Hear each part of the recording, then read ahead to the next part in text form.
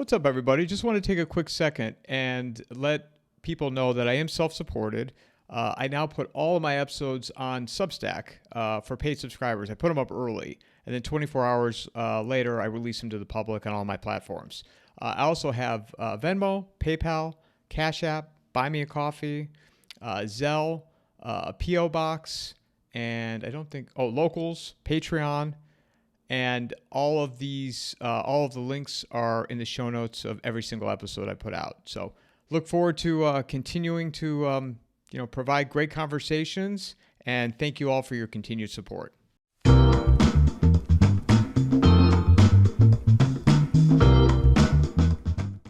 right, Larry, we tried to do this yesterday, so take two. Yeah. And but you know what? We were talking offline. We could literally record every day right now, and there's some new element to what's going on. It's incredible, and right. So thank you for doing this. Yeah, the gremlins were after us yesterday, boy. Yeah, I want to start off with this is what's been really heavy on my mind right now. In relation to what's going on in the Middle East. The fallout. And I don't think people realize, not that I'm not an expert, I've admitted this many times, and I told you this yesterday, I was wrong where I thought this was going. I did not think that the United States would bomb Iran. And my reasoning was that the conundrum we're in now, I thought they would avoid that in relation to the midterms. But now I feel like, Larry, they don't care about the midterms. They could care less. This episode is brought to you by McIlvaney Financial Group. Their advisors bring a depth of knowledge and experience that allow them to serve their clientele with care, ensuring their financial needs are met now and in the future. Personally, I'm not saying cash is worthless, but you can see what's happening. It's worth less every year. Gold is the opposite. Click on the promo link in the show notes or go to www.mcilvaney.com/coffeeandamike. Well, some do. J.D. Vance does. I think John Thune does. I think the Republic is slowly dawning upon the Republicans that this, all the happy talk that they've been spending about success and the defeat of Iran, et cetera, is not true. And it's being translated into rising oil prices that are appearing at the gas pump. I just talked to another podcaster by the name of Eric Rice. Eric's in the oil and gas business down in Texas. So their gas prices are up like 60 cents per gallon in a week. Here in Florida, as of Sunday, so I'm now 3 days out of date, we were up 50 cents a gallon. I see no way that trend, that upward trend, is going to stop. It's going to continue until we very well could be, the longer the Strait of Hormuz remains shut down, the higher will be the rise in the price of gas around the world, because there's a shortage, and then there will be a competition for what's left of that remaining amount that's out there for sale. And that's not counting on the amount that's actually being destroyed now with the U.S. hitting ports and refineries in Iran, and then Iran retaliating by hitting ports and refineries throughout the Persian Gulf. So this is the Trump people, in their obsession with trying to get rid of Iran, have set in motion a series of economic forces that are going to take us into a global recession. And some countries are going to suffer and hurt worse than others. There'll be a few that'll benefit. Actually, Russia will be okay. Canada will be okay. The United States will be okay in terms of, oil, but still we're going to pay a higher price, and inflation is going to go through the roof. That's the danger for us. And I think that, as I was thinking about this, the other things factoring in the United States, what will the cost of the goods that you're buying every day? That's not going down. Well, yeah. And so the transport costs for shipping, that's going to go way up. So yeah, this is going to have a combination of a dramatic inflationary spike, and at the same time, you got that inflationary spike that reduced the ability of people to buy those goods. So it's called stagflation, and a very real threat. And the countries that are aligned with the United States are the ones most at risk. I put up a piece last night at sonar21.com talking about the closure of the Strait of Hormuz.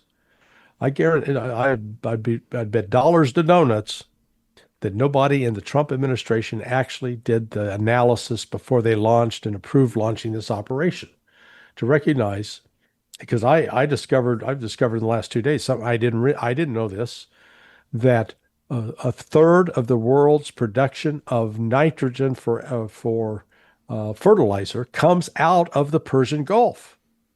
1/3. That is now turned off. That's not coming out. We're 12 days into this war, not coming out.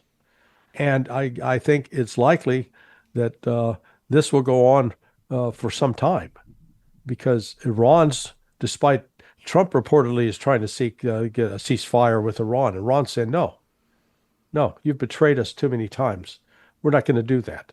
They're going to continue the war until such time as they get an offer of peace from the United States that they believe is genuine and that will actually have teeth in it, such as the United States will end all sanctions against you, all economic sanctions. Iran at that point might be, okay, yeah, let's agree upon that. Let's have a formal agreement, a UN resolution, and we'll abide by that.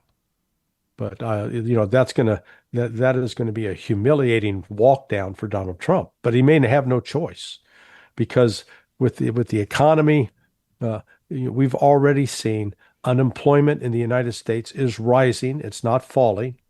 Inflation is increasing, not decreasing, which means hopes that they were going to get the Fed to cut interest rates in order to make homes more affordable. That's going away. The prices are going to go up, not down. And all of this is working against Trump going into the midterms. And with each passing week, or it's going to go, I think this war will go months, not weeks. Right now, Trump is trying to make signs. Oh, yeah, we're going to the end of the war soon. We're going to declare victory and leave. The market believes that, and they've said this, so they've suppressed the price of oil futures, suppressed the price of gold and silver. But what happens when they discover that Iran is not giving up? Iran is not accepting a ceasefire. Iran's going to continue doing what it has been doing. And all of a sudden, once those markets recognize that, then the panic's going to set in. They're going to go, oh my God, what happened here? We thought this was going to come to an end. Nope, not coming to an end. It's going to go up. Well, and one more thing on the home front, thought just entered in my head as we're talking. Think about the people that have to drive long ways to work at grocery stores, restaurants, and the wages. I mean, they're barely surviving now. How many of them are going to quit because they can't afford to drive to their job? Yeah. No, it's a problem. In fact, I just as we're talking, just an email flashed on my screen. Let me read it to you. It's from a friend out in Oregon. He says, we are replacing some orchard trees. We have fertilizer on hand, but always replace it in advance. Sunday, the cost of 16-16-16, all of which is natural gas based, was $32 per 50 pounds or per ton at the farm distributor in Oregon. Yesterday, 16-16-12 had risen to $40 per 50 pounds, a 25% increase in 3 days. We use about a ton per year. Thus our cost rise was $1,280 a ton to $1,600. That's 25% in 3 days. He says the farm distributor manager was on the phone to some larger farms trying to explain he was not at fault for the increase. Farmers who use hundreds of tons per year are common locally. It just came back under 1,600 per ton last year, has reached 2,200 per ton. Oregon fuel was just under $4 until December, then went down to a low as $3.19 for a few weeks. Now it's back up to $4.29 a gallon. It's come up over $1.10 a gallon. So locals are more than pissed off at the government. And he says, and I'm in a deep red voting land despite being 1/3 each, Democrat, Republican, and Independent. So, the political fallout for this is starting, and they're not going to have a way to turn it off. And how much can you pass to the consumer? Because they'll attempt to do that, and maybe some will be successful, but you can only pass on so much. Yeah. Yeah, no, this is like I said, this is working out to be an unmitigated disaster for Trump, and the ones with political sense, they put out the talking points. Oh, short-term gain, short-term pain for long-term gain. Everybody together now. Short-term pain for long-term gain. Stop playing the word games with us. It's a lie. It's a damnable lie. You know it's a lie. And the only there I admit I will be enjoying some Schadenfreude as I watch the Trump supporters get kicked in the ass. Here's the thing I don't understand about all this, Larry. Oh, go ahead. Were you gonna say something? No, I said, and I count myself as one of those Trump supporters, but I mean these blind these people that are just so that they don't look at Trump objectively. And they don't understand that his narcissism is destroying America now. He has put America at risk, and those who are enabling him, I watched, and I was stunned with this one woman who was I forget who, the podcaster who was interviewing her, but she said, "The Constitution does not require Congress to go to war. The president can do it." And the guy interviewed says, "Wait a second. Let me read you what the Constitution says." And he read it, and the woman had like this dumbfounded expression on her face. Now, she was a genuinely stupid person to have said something so profoundly ignorant when it's written there in black and white. But, this is the Schopenhauer talked about this, of said, it's a waste of time to argue with stupid people, because the smart people think that all I've got to do is present logic and facts, indisputable facts, and that will show these people the error of their way, and they'll say, "Oh my God, thank you for opening my eyes," and we'll turn around. No, the stupid people, and especially when they're narcissists like Trump, they double down, because to have to admit that they're wrong is just too psychologically traumatizing. So they will continue to insist on falsehoods and lies, even though they're provably wrong, instead of waking up and saying, "Hey, I need to alter course here." So, it's like if you're the co-pilot and the pilot's stupid and you're taking off and you begin to say, "Hey, we're losing altitude, fuel pressure is dropping, we're going to have to make an emergency landing." And the pilot said, "No, it's okay. You're just not reading those graphs, the gauges properly." And then it ends with a crash. That's where we are right now. Well, and I hold some of these MAGA media people that were more worried about losing their Mar-a-Lago access than doing the right thing. They were more worried about staying in the briefing room than asking objective questions. And I can't even believe I'm about to say this to you right now, Larry. Like, the first Trump administration, at least the media on the left, they were holding him accountable. I mean, they didn't treat him fairly, but they were holding him. They were going after him. Yeah.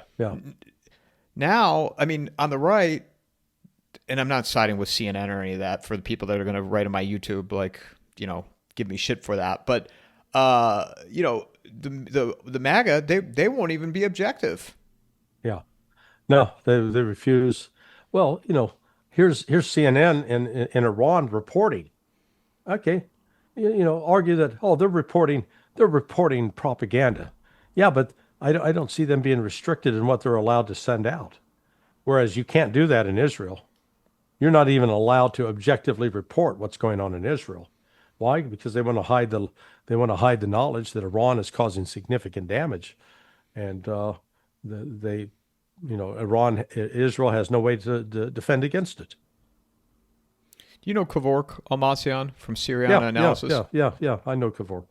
I had him on earlier, and Dubai.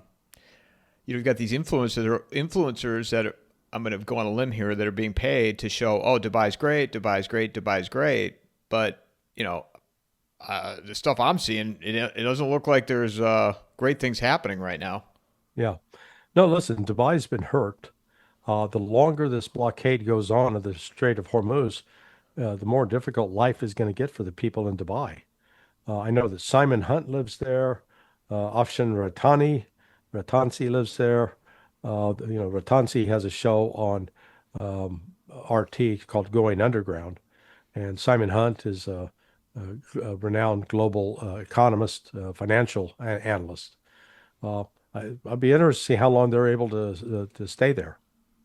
Yeah, those. Oh, go ahead. Sorry.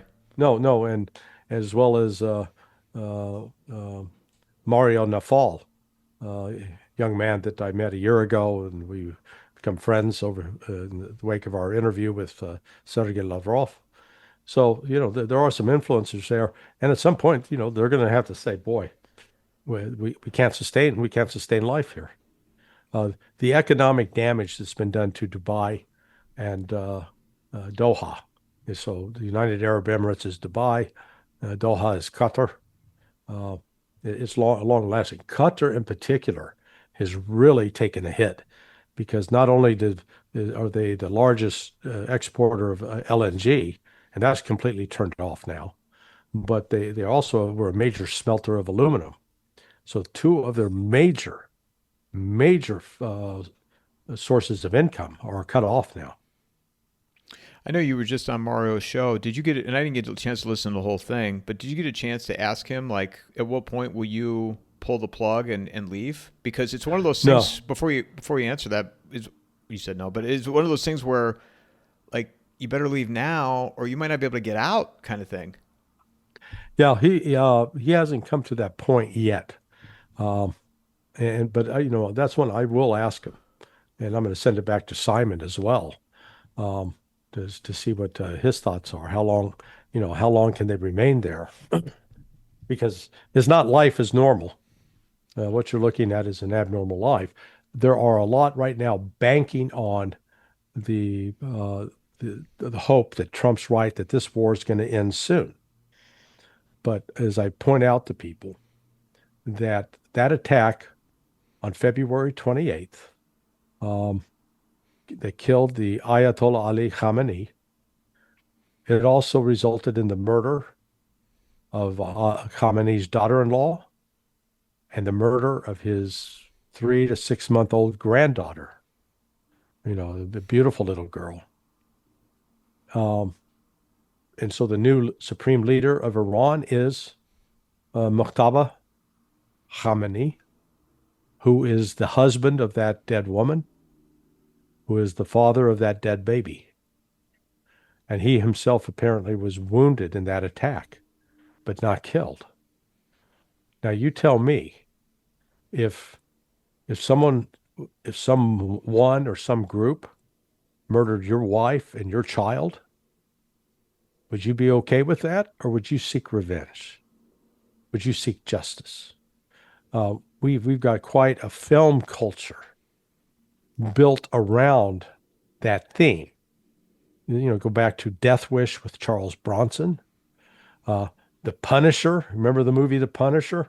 It starts off with this massacre of this guy's family, and then he goes on a revenge spree. Ultimately ends up killing John Travolta. John Travolta is a bad guy, was sort of a hoot. But my point is, we understand how that's an emotional thing where people's families are murdered, and then the desire to get retribution and justice on behalf of them. Well, so with the new with Ali Khamenei's son now running the show in Iran, I cannot rule out that Iran will not move quickly now to develop a nuclear weapon and announce it to the world. They'll do a demonstration test to show that, yeah, we got it. So, and once they have that, say, then you better stop fucking with us. And at that point, Israel's going to have to back off because Israel can threaten to use a nuke, but then Iran will just toss one back at them, and Israel will cease to exist. Iran won't cease to exist. Iran is too big a country, too many people. Israel is too small, too compact. Larry, they had the administration. They had to have known the fallout from this. Did they really think that assassinating? Okay. Oh, wait, let me stop you there. Explain to me why they had to know this. Well, I don't know. Don't you war game this? Don't you have statisticians, mathematics, What? something? Again, you're assuming rational, logical thought. And that's not what we're dealing with here. Not at all. Humanity interferes. And the banal, the personal level stuff, the influence of, here's Trump listening to Jared Kushner and Steve Witkoff tell him it's a piece of cake, that they're going to, and Bibi's reassure him, all you got to do is knock out these top guys and the regime's going to collapse. And Trump, okay, not a critical thought process in his head. So you're talking as it should be, and I wish it was. But, I saw myself back, oh my gosh, when I was still at CIA, and I had written a PDB article about the fact that the Central Americans, that Costa Rica, Honduras, Salvador, were actually going to cut a deal behind the scenes with the Sandinistas.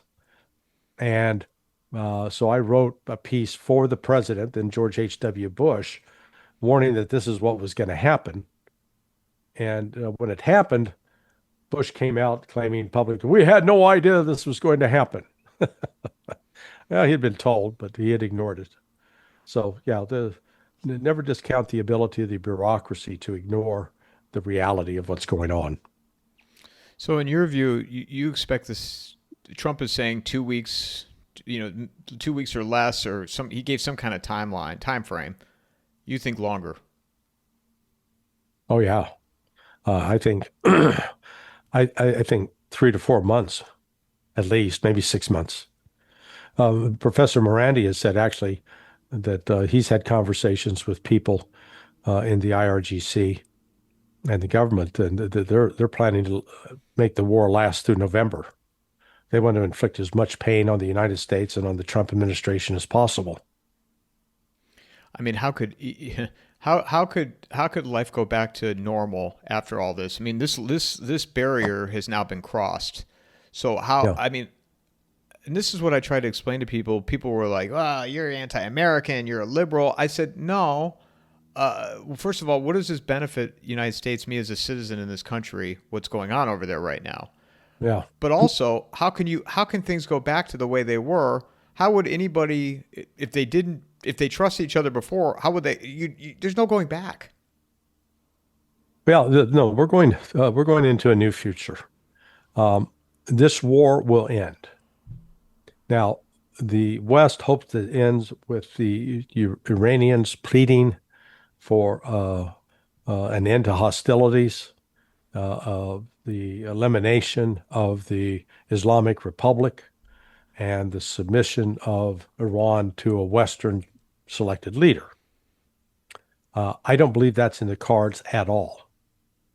Instead, I believe the more likely outcome is that while Iran is going to suffer significant damage, there are going to be people killed, there's going to be infrastructure destroyed, there's going to be immense suffering in Iran. They've been through this before. They had 9 years of war with a U.S. proxy. They survived that. But the question is, what can the United States endure? Can we endure? Right now I'm paying $3.50 for gas in Florida. What happens when the price of gas goes up to $7? What happens when the United States economy is in complete stagflation? Interest rates have soared, so you can no longer buy a house. So real estate transactions will come to a screeching halt. As unemployment then will continue to rise. I mean, it'll be a grim economic picture. And how are the Republicans going to run on that? Hey, we're the ones who have completely screwed up our society. So reelect us. Not going to happen. Now, Trump doesn't have to worry about being reelected. What he has to now worry about is when the Democrats take over, will they have sufficient juice to both impeach him, convict him, and put him in prison? And I think that is the most likely outcome for Donald Trump in the next year. Do you think the Democrats, though, if they were to come back in, they would even do anything to stop this? Because it seems like Israel gets whatever they want no matter who's in power. Well, yeah, actually, I think they will be able to stop it because the anger that's going to grow at Israel, it's already growing. You're already seeing early signs of, Gavin Newsom the other day. 6 months ago, boy, he was buying those extra large tubes of chapstick, greasing his lips up so he could kiss Israeli ass. And just the other day, he basically said, "Hey, we need to be looking at going a direction where we pursue American interests, not Israeli interests." Oh, there's a shot across the bow. And again, this is not about principle. This is about who gets the reins of power and where's that support going to come from. The support for Israel in the United States is shrinking. So no matter how much money they want to pour in, no matter how much they want to attack certain people, the animus towards Israel is increasing, not diminishing. And politicians, when they realize which way the wind's blowing, that's the way they're going to go. I've been thinking about this, and I want to share this thought with you in relation to Charlie Kirk, because I don't know if you and I have even talked about Charlie Kirk on here. I don't think we have. But one of the things that I thought of as this has all been happening, because I don't believe that this kid was the one that shot him. Now we can go into the conversation potentially who did, but you wonder if he'd have been alive today. And his, the young people, I never realized until after he was killed how much young people, they loved him. Absolutely loved him. And I used to see him at the grocery store, which I think I told you. Yeah. But what kind of movement would Turning Point be right now? And then I'm like, maybe the powerful people recognized where this was going and they felt he was such a threat that they had to remove him. No, well, I believe he was, that Israel and the French together working, they were involved with setting in motion a plot to kill him, and they did kill him. That it wasn't, that kid, the Snyder, was it? No, Tyler. Tyler, Tyler. He didn't do that. There's, just the ballistics from the rifle that they claim was used doesn't work. The entire thing of. He'd never been to this university before, yet he knew exactly where to go, where he could line up a shot and take it without being discovered. I know something about how you do reconnaissance before an event or an operation takes place, and you have to collect information about it, and you have to know how you plan your access routes and your escape routes. This kid wasn't capable of any of that at all. He was used as a patsy. I think he was given information and asked to be in a particular place at a particular time, but he's not the one that actually fired the shot. Charlie had been an outspoken critic of the attack last June, and apparently convinced Trump to shut it down. Well, Israel was having nothing of that this time, so Kirk was taken out in advance. It's the one who's now making the complaints about the war is Tucker Carlson, and Tucker's receiving death threats. And Israel's doing everything they can to try to discredit Tucker, and it's going to make Tucker's support grow stronger, not weaker. Well, and Charlie too, what Turning Point became in terms of a political activist organization. I mean, he delivered the young people in 24. Right. Oh yeah, and that's what there's Candace has been doing an excellent series on Erica Kirk. Is it good? Yeah. There are some real twisted, deep, dark things. Erica the thing that caught me the most is she likes to present herself as this virgin who, only was with ever Charlie, and she didn't do the New York City dating scene. And yet you find out uh, she had a professional basketball player boyfriend sleeping with him in China. She had a professional baseball boyfriend sleeping with him in Puerto Rico. I mean, this girl was a player. And then she comes out, and but it was Charlie was I think an operation for her, and it is uh, some really sick, twisted stuff. So then Candace is exposing it. She's not bringing allegations. She's exposing facts. You can draw your own conclusion from those facts. But here we got Erica directly lying about, oh, I didn't date New York City. And lo and behold, she's on one of these reality TV shows, drinking margaritas and out partying with her boyfriend. You know, it'd be you'd have a lot more respect if she just say, yeah, I was early 20s and I was in New York and it's a happening I'm place. And hot. yeah, I'm hot. I'm doing the scene. I'm out there. I'm out and yeah, about. exactly. But then, no, she tried to pretend herself as this Christian nun until she was, brought into sexual redemption by Charlie Kirk. I mean, it's just sickening. The trad wife, Larry. That's the trending thing on X. It's all about the trad wife.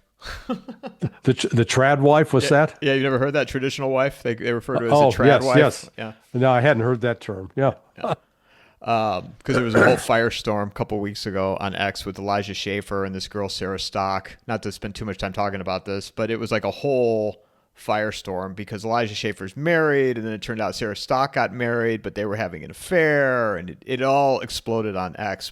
So then you had all these women saying, "Yeah, trad wife, another trad wife," that went down in flames. Yeah, yeah, yeah. What do you think? The two things. What is the likelihood that boots will be on the ground in Iran? Well, I think it's highly unlikely. Now, I can't rule out Trump overruling the military and saying, okay, we're going to do it. But I'm just looking at the mechanics and logistics of it. And, I spent 23 years scripting exercises for JSOC and that included SEAL Team 6, Delta Force. So, yeah, I know what our capabilities are and what our capabilities are not.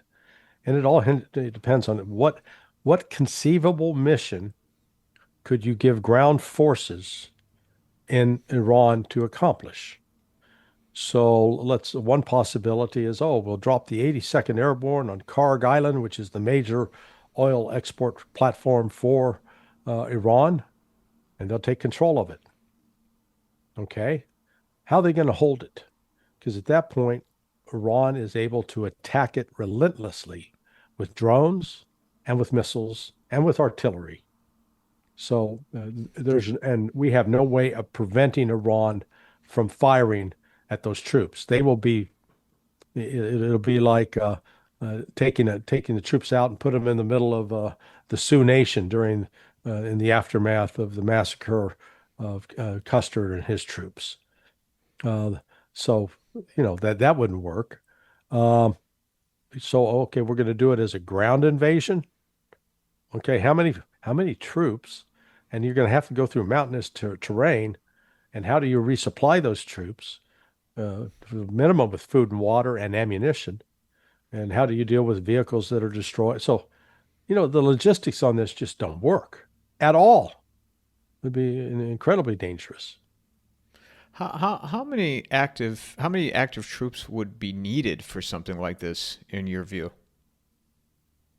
Tell me what the objective is. To remove the regime. Uh, That's for, what the goal is, right? Well, I thought at first it was to destroy the refineries, and now isn't it to top of the regime? yeah. So if it's to remove the regime, you're going to need 3 million minimum, probably more like 4 million. Right now, combined, our Army strength is about 470,000. The size of the U.S. Marine Corps is about 110,000. So what are we, 580,000? Let's call it 600,000. You need 3 million minimum. We need 5 times the size of that force. We don't have it.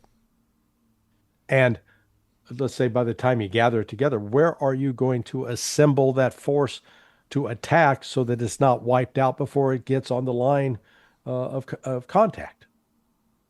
Because this is not 2020, 2003, when we could pile up troops in Saudi Arabia, and Saddam didn't have the air force or the missile force to attack them, and just let continue to grow, build until we had 160,000 troops in place, and voila, launched away.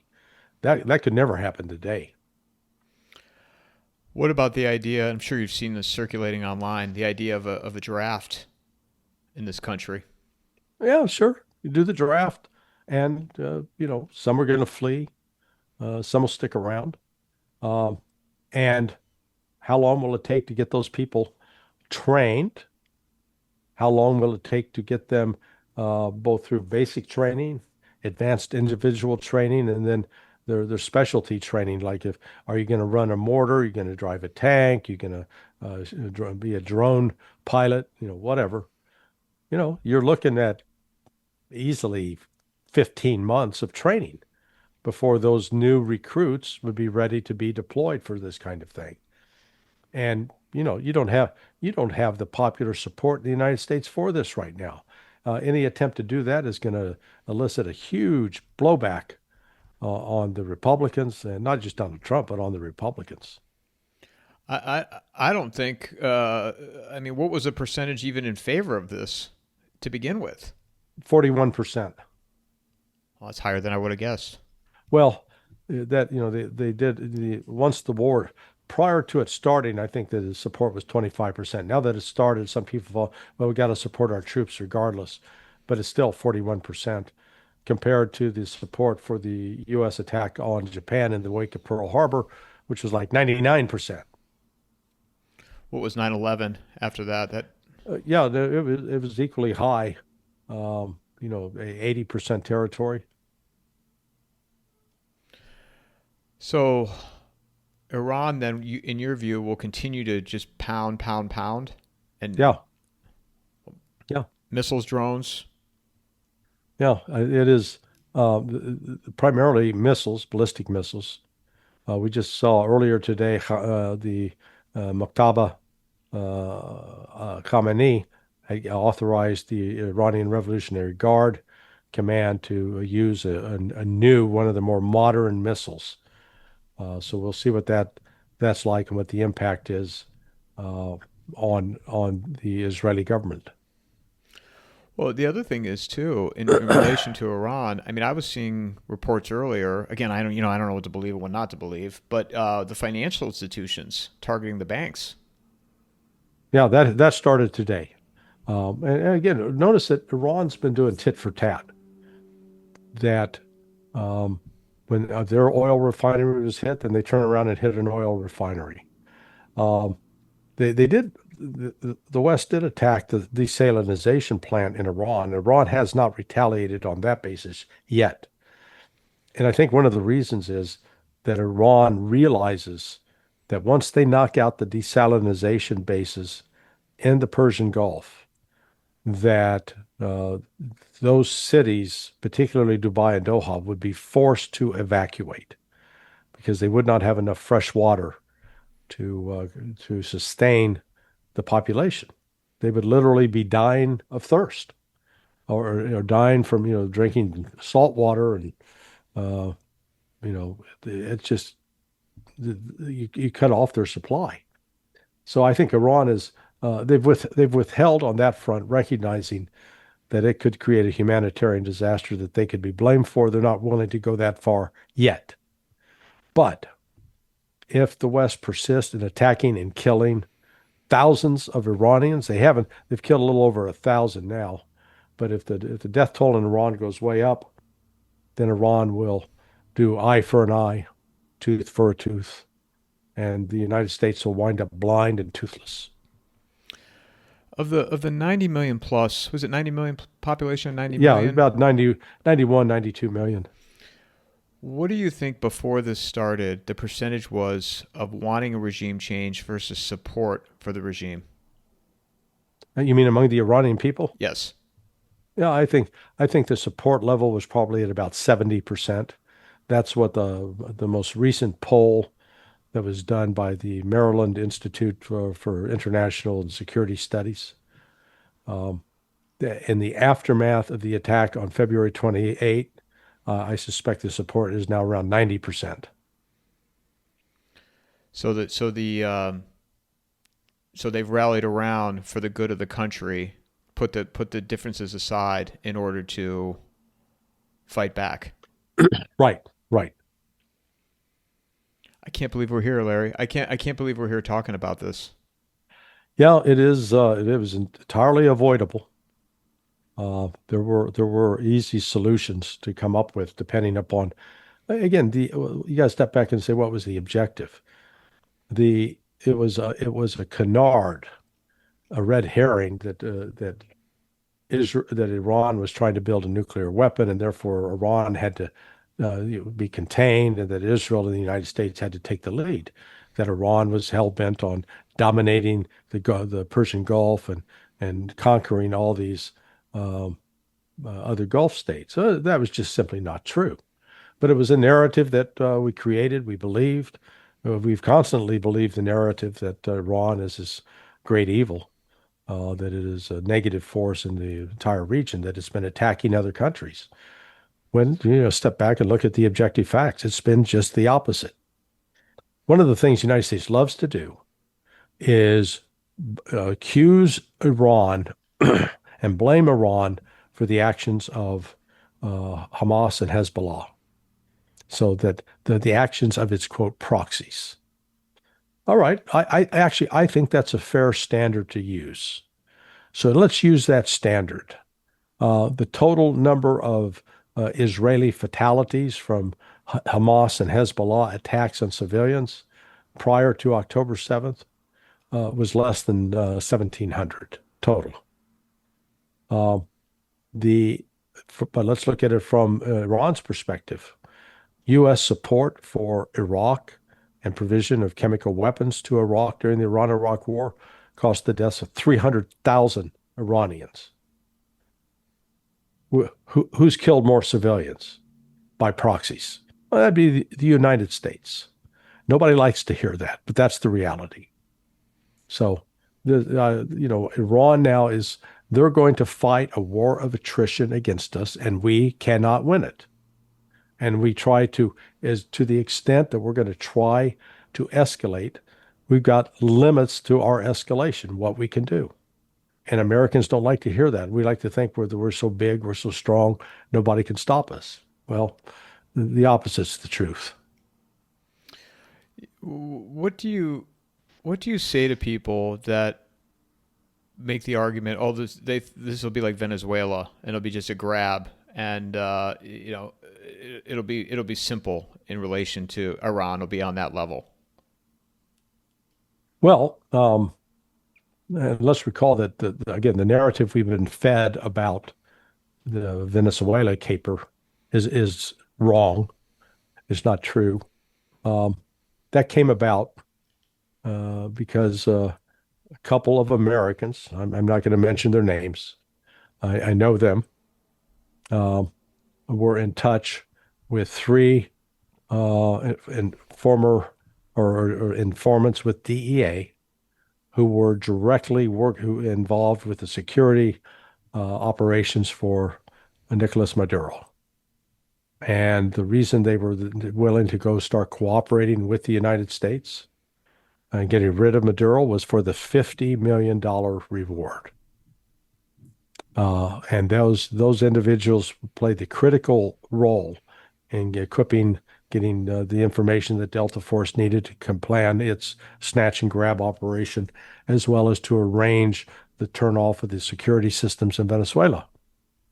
It happened. It took place. Trump liked to pretend that it was our military prowess. It wasn't. We had insiders that betrayed Maduro. And those people had hoped for that $50 million reward. They got stiffed. Trump refused to pay it. So they're now looking they're going to, I think, try to release their story and expose Trump's perfidy in all of this. That's the art of the deal right there, huh, Larry? Yep. What is Russia and China's role in all this right now with Iran?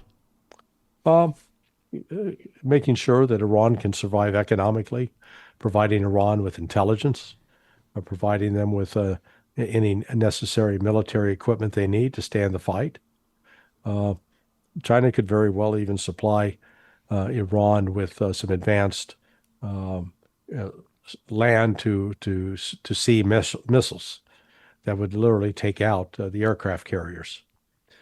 So there's still a lot of room for escalation in this on the part of Iran, and there's limitations on what the United States could do. I'd encourage your viewers, go back to YouTube, pull up what Pete Hegseth said back in early March a year ago of as the United States launched its operation in the Red Sea to stop the Houthis from interfering with freedom of navigation. He sounds just like he does today about, oh man, we're not going to allow this, we're going to do this to them, et cetera, et cetera, et cetera. What actually happened when, after 7 weeks, we called it quits because we realized we could not defeat the Houthis. We did not achieve the goal of opening the Red Sea, but we declared that the Houthis capitulated and pulled out. The Houthis didn't follow up with a continuing barrage against Israel. They stopped that, but they continued to deny freedom of navigation to ships supporting Israel through the Red Sea. But this time will be different. If Trump tries to declare victory and withdraw from the Middle East, Iran's not going to let it go.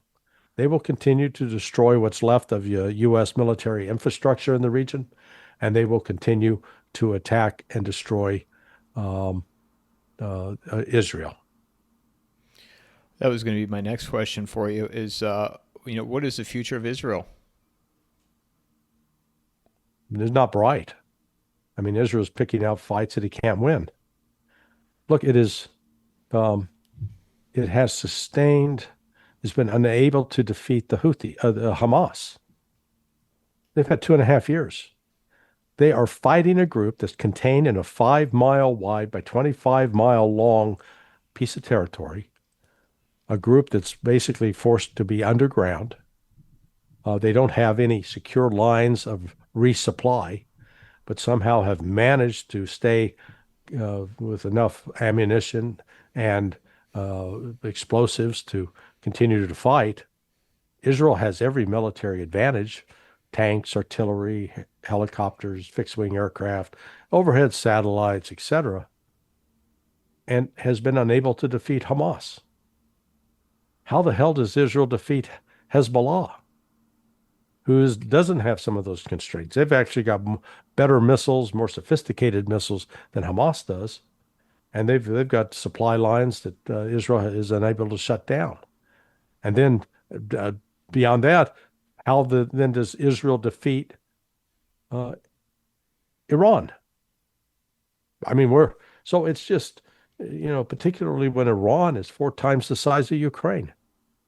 I mean, 4 times the size of Iraq, 3 times the size of Ukraine. It's an enormous landmass with, 10 times the population of Israel. There's no way Israel can win it. No way. Do you think the idea of Gaza being turned into whatever they're planning on with the Board of Peace, this resort real estate venture, is that just a fantasy that would never occur in your view? Correct. In fact, you've already seen, I forget the billionaire out of United Arab Emirates, was it Al Habtour? He wrote a scathing letter last week to Trump saying, "What the hell have you done? Why have you drug us into a war that we can't win?" It was really something to read. And he specifically mentioned, I paid $1 billion for this Board of Peace, and before the money's even in your bank account, you're starting a war. Why? You're making us pay the price. Yeah, I mean Dubai. Coming back to Dubai for a second, I mean it looks like paradise. Who would want to live there after all Yeah, this? yeah, yeah. It is very vulnerable. They're very vulnerable. Um, it's Dubai is like an adult Disneyland these days. You don't. They've created this faux luxury location for foreigners where they can come. They don't pay taxes. They get all these great perks. You have to live in high rises, but as long as the air conditioner works and the power stays on, life is great. But that's what they're finding now. They're finding the limits, that there are limits to. It's extremely vulnerable. It's a fragile society.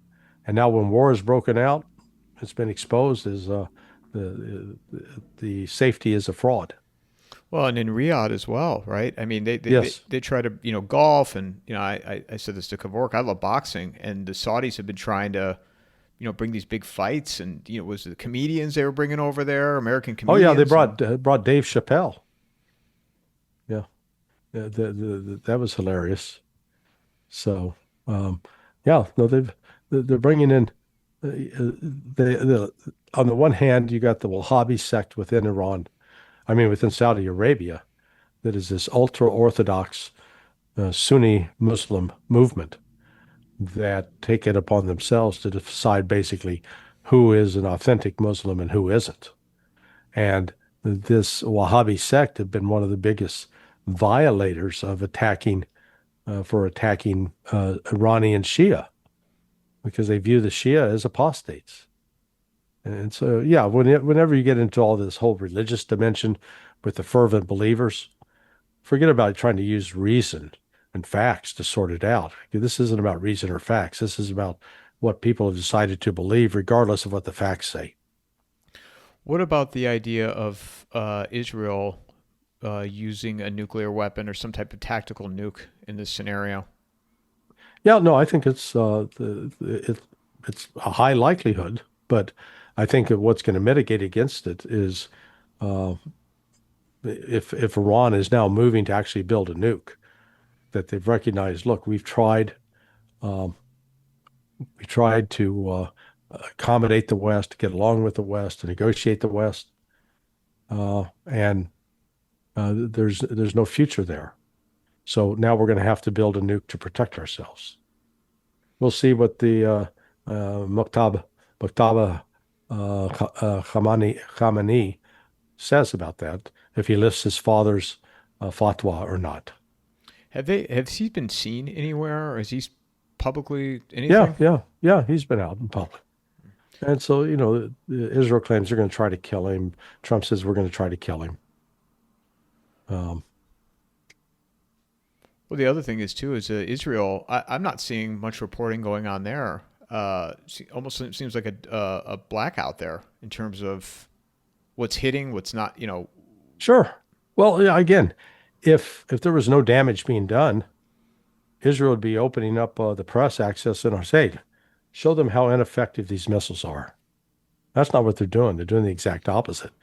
Tamp it down. Don't tell them. There's through Russian channels, they report at one of the air bases where they had a bunch of KC-135 air refuelers, that at least two of them were destroyed and several of them were damaged during one of the recent missile strikes.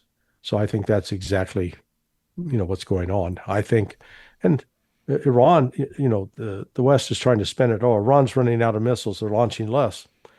They don't need to launch as many because they get through. They don't have to worry about Israeli air defense. Israeli air defense is ineffective against the missiles Iran's now launching. And that pattern will continue. And as we've talked about the Middle East, there's still Russia-Ukraine is still going on. Yes. And Russia's pressing ahead. Russia continues to hit them with missiles and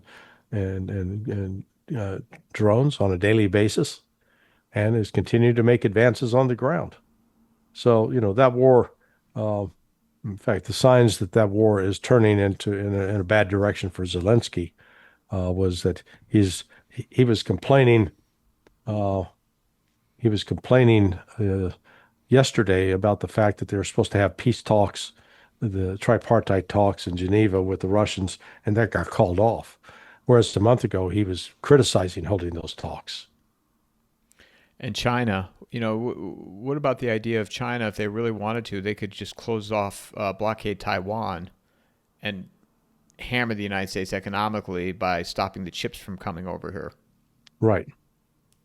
Yeah. Well, again, I think a lot of people are predicting that China is going to take advantage of this weakness of America to attack Taiwan. I don't see them doing that.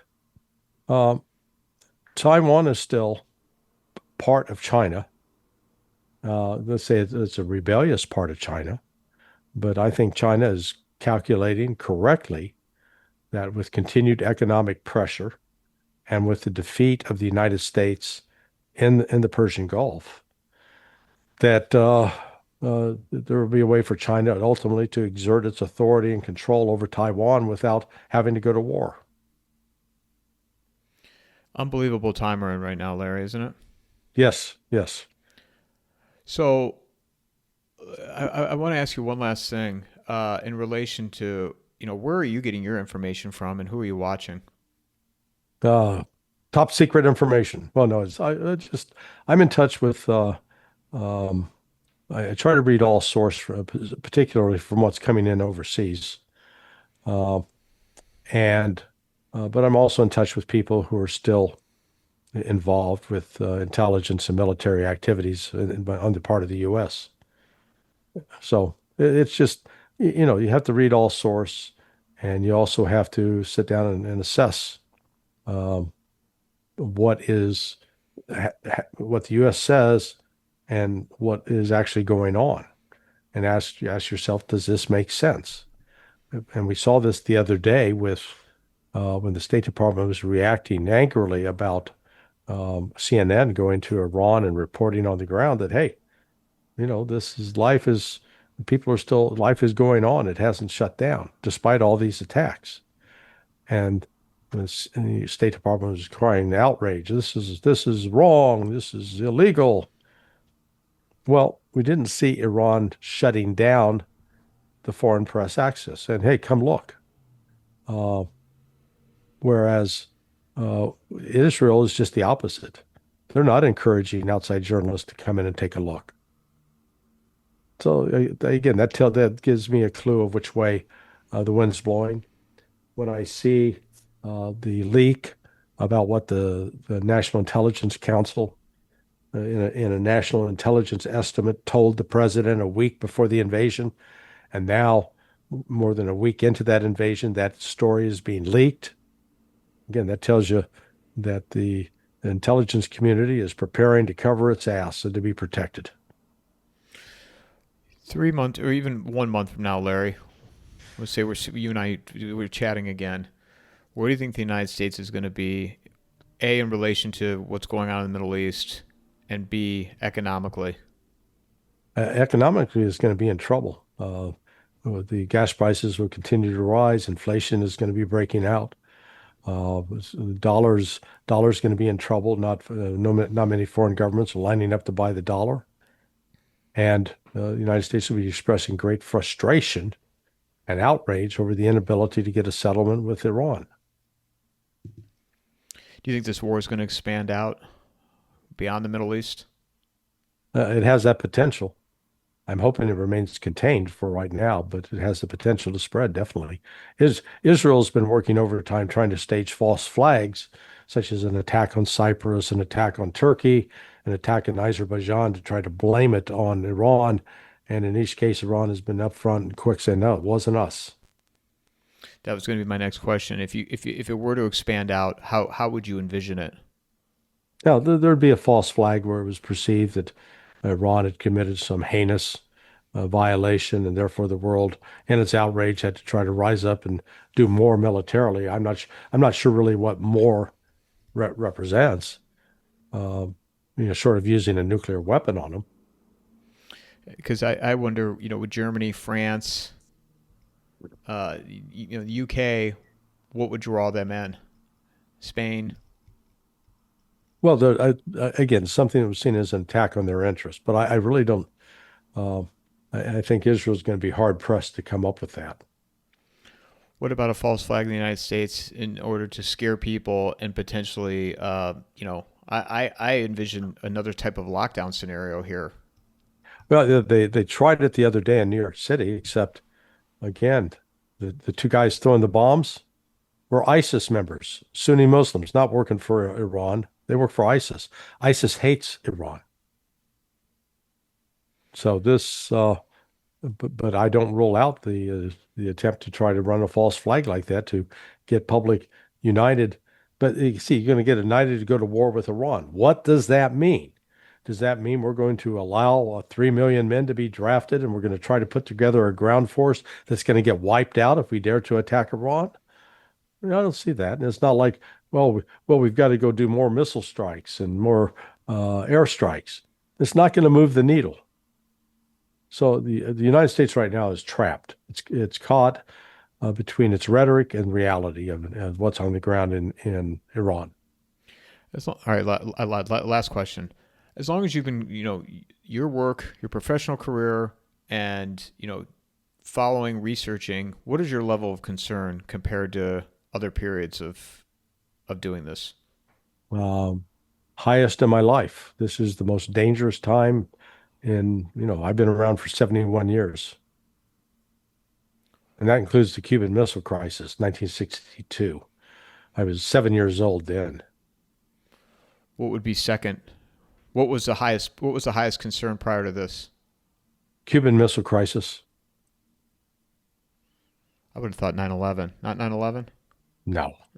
9/11 was allowed to take place, in my view, in order to create a justification for the United States to go to war in the Middle East, as we have been for the last 25 years. And how has that worked out for America? Not well. Where can people find you, Larry? Sonar21.com. As always, thank you for making yourself available, and I look forward to continuing to follow your work. And I'm sure it won't be that long before we chat again.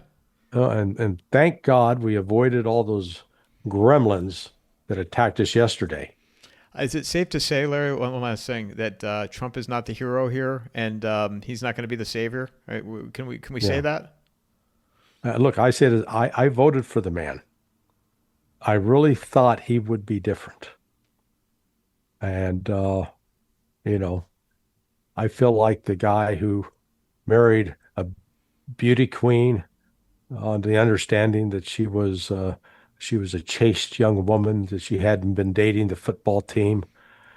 And then to only following the wedding day, you find out that she's the leading OnlyFans model, and she's actually screwing the world.